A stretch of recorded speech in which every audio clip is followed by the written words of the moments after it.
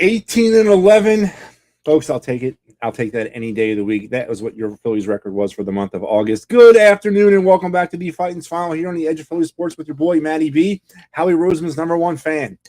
Hey, last night I guess it was all doom and gloom heading into the game against the Arizona Diamondbacks, but you know what? I guess the baseball gods giveth and they taketh away as well.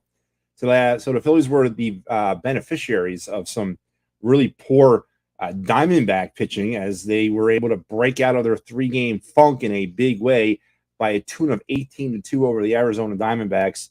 And the stopper, the healer, Bailey Falter, once again equal to the task of stabilizing the Phillies. He did it against the Mets, and now he's able to do it against the Diamondbacks. So the Phillies salvage a game against the D-backs. Now it's an off day and on to San Francisco. And Gabe Kapler were currently the Giants are 10.5 out of the wild card race in the National League.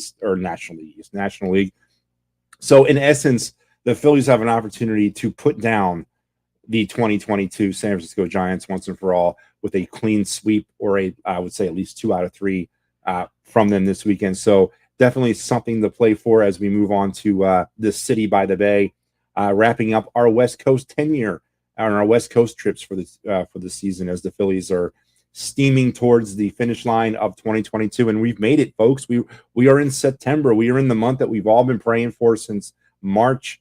We have meaningful September baseball in front of us. The Phillies, as I mentioned, you know, they were scuffling a little bit, and I'll give them that. And then they came back last night and kind of opened up the doors wide open. It's one game, but it's a huge game. They needed to come out of that series with at least one win, and they needed to do it emphatically. And 18-2, boy, that is emphatic. So the Phillies, with the victory last night on the season, now improved to 73-58. Rob Thompson, 31. I'm sorry, Rob Thompson now 51-29 as the Phillies manager.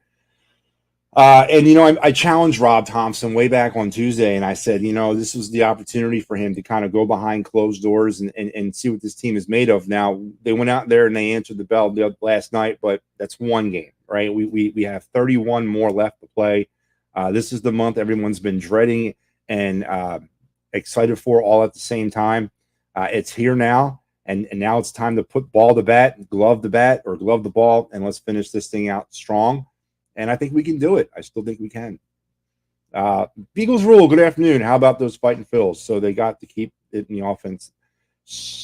Fightin' Phils, so they got to keep that offense up. They do. They do. And, you know, obviously they're not going to go out and score 18 runs every night. That's not going to happen. I don't think that's going to happen even on the best of days. But I don't need 18 runs every night. You know, I don't need it. What was most concerning to me over the past 3 games was the lack or the porous starting pitching. That was the most concerning part about it. It wasn't the hitting. The hitting's been like that all year, very inconsistent. But the starting pitching was the problem because the starting pitching fell off a cliff the last 3 games.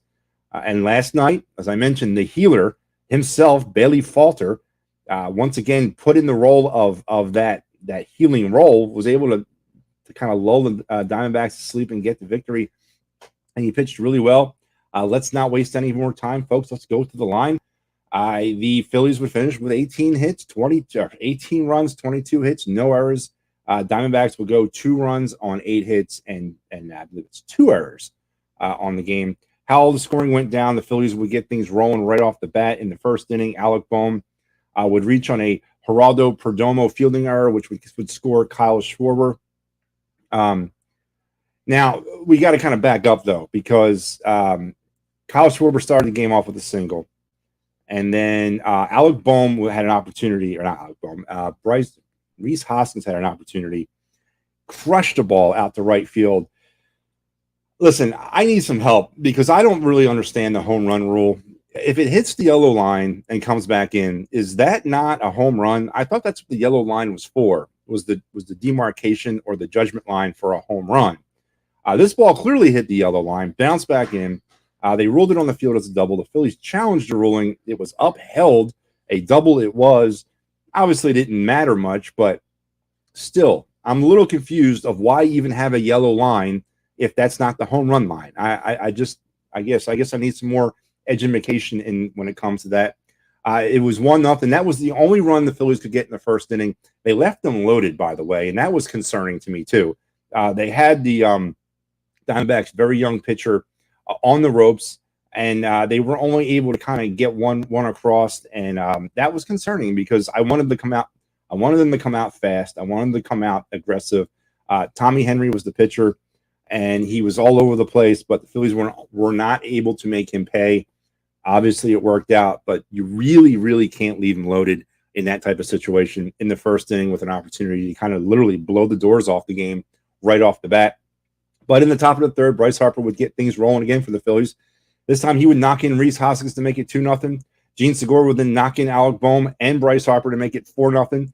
Matt Verling would then single in JT to make it 5-0, and that's what it was coming into the bottom of the fourth, where Jake McCarthy would get them Diamondbacks on the board with one of their 2 runs. Jake McCarthy would homer to deep right, making it 5-1. Then Gene Segura in the top of the fifth would knock in Bryce Harper, and Brandon Marsh would then triple in JT and Gene Segura, 8-1 Phillies. Brandon Marsh would score on the wild pitch, 9-1 Phillies. Into the sixth inning, JT with the ground rule double, scoring Alec Bohm, making it 10-1 Phillies. Kyle Schwarber would then knock in Edmundo Sosa to make it 11-1. On to the eighth, Matt Verling would knock in JT Realmuto to make it 12-1. Brandon Marsh would knock in Nick Maton, making it 13-1. Sosa would double in Matt Verling to make it 14-1. This is all eighth inning, by the way. Brandon Marsh would knock in. Brandon Marsh would score on a wild pitch to make it 15-1. Rhys Hoskins would then ground rule double in Sosa to make it 16-1. Garrett Stubbs would double in Rhys Hoskins and Alec Bohm to make it 18-1. In the ninth inning, Stone Garrett would ground rule double play. Fielder choicing in Emmanuel Rivera to make it 18-2, and that was all the scoring required as the Phillies knocked out 18 runs last night. On the individual side, or individual numbers wise, in all the offense, Kyle Schwarber still managed to go 2 for 6 with 1 run and an RBI. He was left on base 3 times and he struck out twice. Again, I've reached the end of my own personal Kyle Schwarber experiment. I've reached the end with him as a leadoff hitter a long time ago. I have now reached the end of the Kyle Schwarber experiment. Rhys would go 3 for 6 with 2 runs, an RBI, a walk, and he was left on base twice. Alec Bohm, 3 for 6 on the night, 3 runs and an RBI. Bryce Harper, 3 for 4, 2 runs, an RBI. JT, 2 for 4 with 3 runs and an RBI. Garrett Stubbs would pinch hit. He went 1 for 1 with 2 RBIs. Gene Segura, 2 for 3 with a run, 2 RBIs. Nick Maton would also come in and get an opportunity. He went 0 for 1, but he did score a run. Matt Verling, 2 for 6 with 2 RBIs. Brandon Marsh, 3 for 6 with 3 RBIs. And Edmundo Sosa would round it all out, 2 for 6 with no RBIs. And another interesting note, folks, the Phillies didn't hit any home runs last night. They scored 18 runs with the use of small ball. Boy, that's what I wanted to see, man. That's what I want to see. For the Diamondbacks, Kel Marte, 1 for 3. Jake McCarthy, 1 for 4 with the homer. Rivera, 1 for 4. Christian Walker, 2 for 4. Stone Garrett, 2 for 4. Cooper Hummel, 1 for 4. And that was pretty much all you had for the Diamondbacks offensively. Pitching, Bailey Falter, 6 in the third, 5 hits, 1 run. It was earned. No walks, and he struck out 6. He got the win last night, 3-3 on the season now. Nick Nelson came on in and pitched 2.5 innings in relief, 3 hits, 1 run. It was an earned run, and he struck out 1. For the Diamondbacks, Tommy Hunter absorbs the loss. He's now 3-3. He only lasted 4 innings, gave up 7 hits, 7 runs, all of them earned, 4 walks and 4 strikeouts. Mortona, Ginkel, Manipuli, Frias, and Kelly would all come in various times throughout the game for the Diamondbacks to try to get them to the end. And that's how you have 18-2 Phillies and a big, huge win, getting them back on the winning side, salvaging a game on the way to San Francisco. So all's good tonight. Joseph hits me up with just wondering why the September call-ups. The Phils bring up a third catcher and trade for a pitcher with little experience and put him on the roster. Our 2 catchers are playing pretty good ball. I was thinking Hall as a call-up. Joseph, you, me, and probably everybody else who's a Phillies fan is thinking the same thing. Joseph brings up a point that the Phillies today, utilizing their September call up. Now, folks, remember, it's not like it used to be. It doesn't go from 26 players to like 46. It goes from 26 to 28. And the Phillies have selected the contracts of Vinny Natoli, who they acquired a couple of days ago from Toronto off the waiver wire, and also recalled Donnie Sands, the catcher from Lehigh. Now, these two individuals are now, they're the call-ups now. That doesn't mean that they're going to be up here all month. They can be moved back and forth. Other players can come. They can go back down. Can't go over 28 players unless it's a doubleheader. Then you can go to 29. But it's not like we're locked into those two. As far as your question, I don't know why a catcher. Obviously, the pitcher, you need all the help you can get in that realm. They can carry 13 pitchers on their roster during the September call-ups. I don't know why you're bringing up a third catcher. Garrett Stubbs struggled a little bit the other night when he played offensively and more alarmingly defensively. He uncorked that. He had that wild or pass ball. Then he had that throwing error when he threw the ball down the first. It went into the corner, ended up being a triple. He didn't have a good game last time out. I don't know if they're seeing something. Maybe he's hurt. I don't know. But, I don't know why Sands got called up either. You would think they would call Marchand up, if anybody. So your guess is as good as mine, Joseph. I can see the arm. You're right. He's got very little experience, but maybe that's why they called him up. Maybe they're relying on the fact that nobody knows him and he's got a fresh arm pretty much for the season. Other than that, I don't know the reasoning around the call-ups and why it's those two. You're right. Derek Hall was on my radar too. I don't know why they didn't call him up. And yeah, the home run call to me is kind of dumb. I definitely think they need to crack down on that for sure. Yeah, I don't understand it. Isn't that what the yellow line is? If it hits the yellow line, it's a home run, right? Isn't that why they're there? Is that why everybody has yellow lines drawn all the way across? What else is it for? So, but they did challenge it, and New York upheld it. So maybe I'm not seeing something, but it clearly hit that yellow line down there in the right field corner in the first inning. Clearly hit the yellow line, but whatever. It was a double. Ended up, as I said, didn't really much matter as the Phillies were on their way to an onslaught. Yeah, and also we somehow, because of that game last night, we somehow outscored them 23-22. Yeah, definitely a series that if you were into offense, this was the series to watch. Not much pitching going on in this series, mainly offense, and mainly offense from the Diamondbacks, but the Phillies, using that one big night, were able to kind of get things back together for them. As you mentioned, kind of close the gap a little bit on the runs scored against. Elsewhere, let's take a look at last night on the out of town scoreboard, as there, of course, were games played last night. The Phillies actually didn't do too bad last night. They didn't lose too much ground. The Mets did win in a game that's coming under a lot of controversy because I guess they had that trumpet player come in and actually play live as Diaz was getting the call in the ninth inning. I don't really care about all that. People are kind of up in arms about it. Was it a delay game? It wasn't a delay game. Diaz was going through his warm-ups and all that. So, so it was annoying, but I'm not really upset about that. But the Mets did hold off and beat the Dodgers 2-1. Phillies remain 10 games out of first place in the National League East. Elsewhere around the National League, the Brewers lost 6-1. The Padres did win 5-4. Cardinals beat the Reds 5-3. And the Braves beat the Rockies 3-2. So the Phillies did not lose much ground. They still remain a half a game ahead of San Diego for that second wild card positioning in the National League. As I mentioned, also remain 10 games behind the New York Mets for first place. And I'm not letting that go, folks. I still believe in it. I still believe. I believe the Phillies have an opportunity to get that division championship. I'm not going to let it go, man. I'm not going to let it go till it's gone.